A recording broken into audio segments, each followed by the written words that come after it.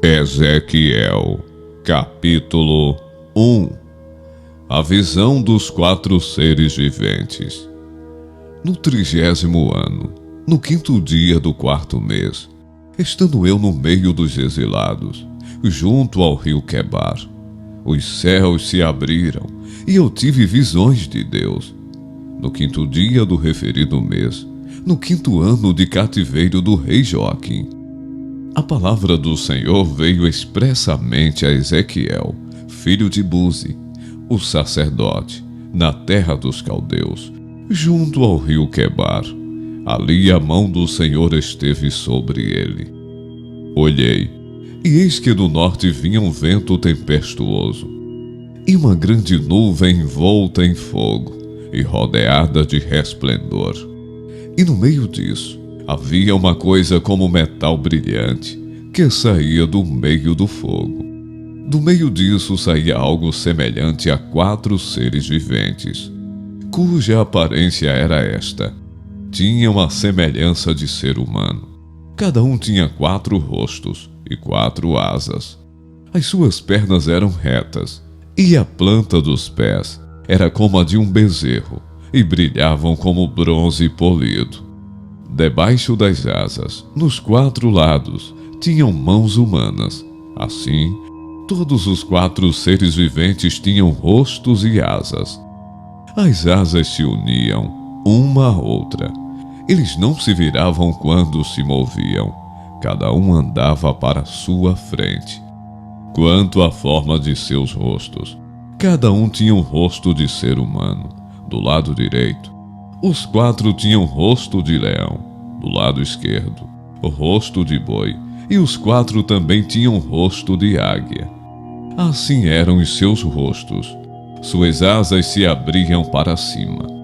Cada ser vivente tinha 2 asas, unidas cada uma do outro. Com as outras 2 asas eles cobriam o corpo. Cada um andava para sua frente.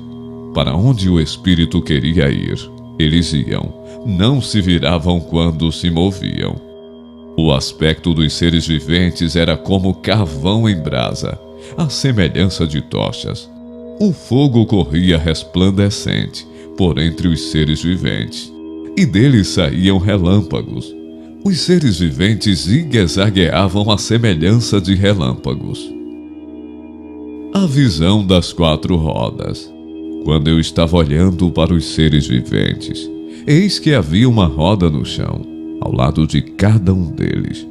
O aspecto das rodas e a sua estrutura eram brilhantes como berilo. As 4 tinham a mesma aparência, cujo aspecto e estrutura eram como se uma roda estivesse dentro da outra. Quando elas andavam, podiam ir em 4 direções e não se viravam quando se moviam. Os aros dessas rodas eram altos e metiam medo, e nas 4 rodas os aros estavam cheios de olhos ao redor. Quando os seres viventes se moviam, as rodas se moviam ao lado deles. Quando eles se elevavam do chão, também as rodas se elevavam.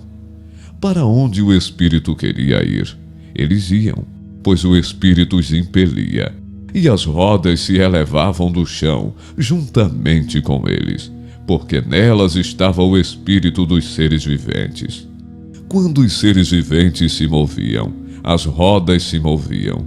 Quando eles paravam, as rodas paravam. E quando eles se elevavam do chão, as rodas também se elevavam com eles, porque o espírito dos seres viventes estava nas rodas.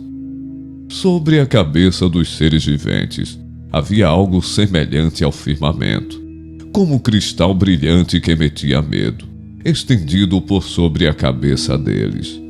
Por debaixo do firmamento, cada ser vivente estendia 2 asas na direção do ser que lhe estava próximo, e com as outras 2 asas cobriam o corpo.